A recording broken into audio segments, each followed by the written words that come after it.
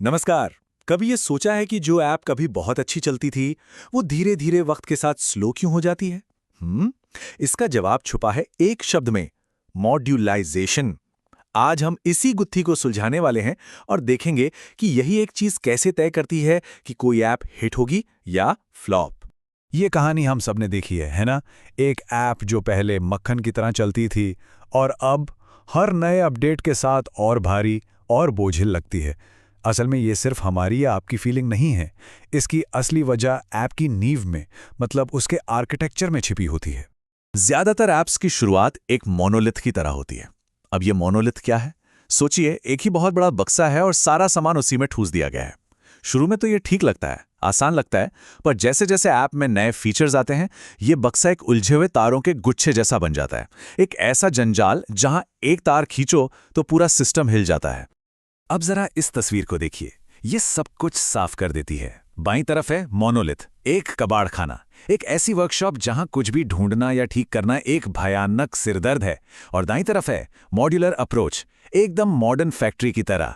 हर department अलग है, अपना काम करता है, किसी को डिस्टर्ब किए बिना। नतीजा, स्पीड और स्टेबिलिटी। तो सवाल ये है कि इस कबाड़ खाने से इस चमचमाती फैक्ट्री तक का सफर कैसे तय किया जाए? तो दोस्तों, इसका जवाब है मॉड्यूलर आर्किटेक्चर। और ये सिर्फ कोड लिखने का कोई नया तरीका नहीं है, ये एक पूरी सोच है जो हमें उस जंजाल से निकालकर एक व्यवस्थित सिस्टम की ओर ले जाती है। तो ये मॉड्यूलाइजेशन आखिर है क्या? इसे ऐसे समझिए जैसे एक बहुत बड़ी मोटी सी किताब लिखने के बजाय हम उसे अलग अलग चैप्टर्स में बांट दें। हर चैप्टर अपने आप में पूरा है, उसकी अपनी एक कहानी है और वो दूसरे चैप्टर्स पर निर्भर नहीं है। बस यही है मॉड्यूलाइजेशन। और असल दुनिया में ये चैप्टर्स, मतलब ये मॉड्यूल्स, कुछ ऐसे दिखते हैं। एक मॉड्यूल है जिसका काम सिर्फ इंटरनेट से डेटा लाना और भेजना है।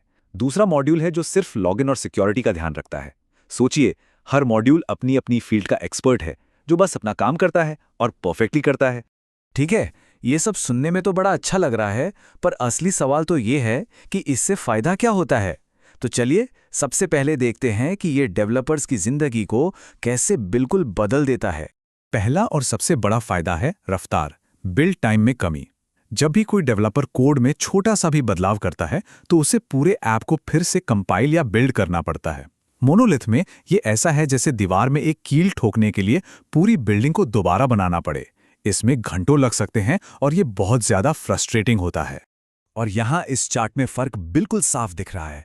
मॉड्यूलर दुनिया में आपको पूरी बिल्डिंग नहीं बनानी पड़ती, सिर्फ वो कमरा ठीक करना है जिसमें बदलाव हुआ है। नतीजा, जो काम पहले घंटों लेता था अब मिनटों में हो जाता है। ये डेवलपर्स के लिए किसी जादू से कम नहीं है, सच में। दूसरा फायदा है टीम वर्क, जिसे कहते हैं पैरेलल डेवलपमेंट। सोचिए, एक ही छोटी सी किचन में 10 शेफ एक साथ खाना बनाने की कोशिश कर रहे हैं। ये है मोनोलिथ। हर कोई एक दूसरे से टकरा रहा है। अब सोचिए, हर शेफ का अपना अलग साफ सुथरा किचन स्टेशन है। यह है मॉड्यूलर। कोई किसी के काम में दखल नहीं देता और काम रॉकेट की स्पीड से होता है। जैसे यहाँ एक टीम ऐप के डिजाइन और लुक पर काम कर रही है और उसी समय दूसरी टीम बैकग्राउंड में डेटा कैसे आएगा जाएगा उस पर काम कर रही है। क्योंकि दोनों के काम करने की जगह अलग अलग है, तो जब वो अपना काम एक साथ जोड़ते हैं तो कोड में लड़ाई होने का मतलब मर्ज कॉन्फ्लिक्ट का चांस ही लगभग खत्म हो जाता है। अब बात करते हैं गलतियां ढूंढने की, यानी टेस्टिंग की।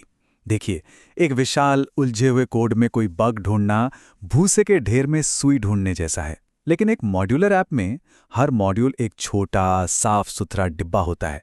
उसमें बग ढूंढना बहुत बहुत आसान हो जाता है। मतलब हर मॉड्यूल को आप अकेले में टेस्ट कर सकते हैं। इससे यूनिट टेस्ट बहुत तेजी से चलते हैं और ये पक्का करना आसान हो जाता है कि कोड का हर हिस्सा सही से काम कर रहा है। कुल मिलाकर हमें एक ऐसा ऐप मिलता है जिस पर हम ज्यादा भरोसा कर सकते हैं। तो ठीक है, डेवलपर्स तो खुश हो गए, उनकी स्पीड बढ़ गई, पर जो कोड लिखा जा रहा है उसकी क्वालिटी का क्या? चलिए अब देखते हैं कि मॉड्यूलाइजेशन से कोड की क्वालिटी कैसे बेहतर, मजबूत और भविष्य के लिए तैयार होती है। सीधी सी बात है, जब हर चीज अपनी सही जगह पर हो तो उसे ढूंढना और समझना आसान हो जाता है। मॉड्यूलर कोड एक अच्छी तरह से ऑर्गेनाइज्ड लाइब्रेरी जैसा है जहां हर किताब अपनी शेल्फ में है, जबकि मोनोलिथ एक बिखरा हुआ कमरा है। और सोचिए, जब कोई नया डेवलपर टीम में आता है तो उसके लिए ये किसी वरदान से कम नहीं होता। मॉड्यूल्स की असली ताकत है उनका दोबारा इस्तेमाल, यानी रीयूजेबिलिटी। ये बिल्कुल लेगो के ब्लॉक्स की तरह हैं। एक बार आपने एक अच्छा सा ब्लॉक बना लिया तो आप उसे किसी भी नए प्रोजेक्ट में, किसी भी नई चीज को बनाने में इस्तेमाल कर सकते हैं। इससे समय और मेहनत दोनों की जबरदस्त बचत होती है। मिसाल के तौर पर मान लीजिए आपने एक नेटवर्किंग मॉड्यूल बनाया। अब यही एक मॉड्यूल आपकी मेन कस्टमर ऐप को भी चला सकता है और आपकी टीम के लिए बनाए गए इंटरनल एडमिन टूल को भी पावर दे सकता है। मतलब एक बार बनाओ और बार बार इस्तेमाल करो, कोई डुप्लीकेशन नहीं, कोई झंझट नहीं। इसे एनकैप्सुलेशन कहते हैं, जो सुनने में थोड़ा टेक्निकल लगता है, पर इसका मतलब सिंपल है। एक ब्लैक बॉक्स।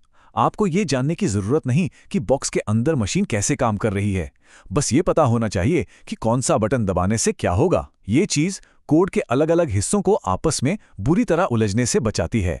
ऐप्स में अक्सर बाहरी टूल्स यानी थर्ड पार्टी लाइब्रेरीज का इस्तेमाल होता है। अब मोनोलिथ में क्या होता है, अगर एक टूल का नया वर्जन दूसरे के साथ ठीक से काम नहीं करता तो पूरा का पूरा ऐप ठप पड़ सकता है। लेकिन मॉड्यूलर में हर मॉड्यूल अपनी लाइब्रेरीज और टूल्स को खुद संभालता है। इससे इस तरह के टकराव का खतरा बहुत ही कम हो जाता है। तो इन सब बातों का निचोड़ क्या है? मतलब साफ है, मॉड्यूलाइजेशन सिर्फ कोड लिखने का एक फैंसी तरीका नहीं है।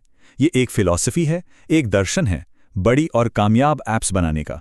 एक बात हमेशा याद रखनी चाहिए, जैसे जैसे कोई प्रोजेक्ट बड़ा होता है, मोनोलिथ एक दीवार की तरह रास्ते में खड़ा हो जाता है और मॉड्यूलाइजेशन वो सीढ़ी है जो हमें उस दीवार के पार ले जाती है, जहां परफॉर्मेंस है, स्केलेबिलिटी है और बेहतर टीम वर्क है।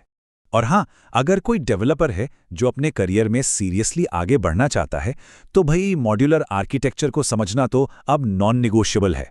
ये आज के दौर में एक सीनियर डेवलपर बनने की सबसे जरूरी शर्तों में से एक है।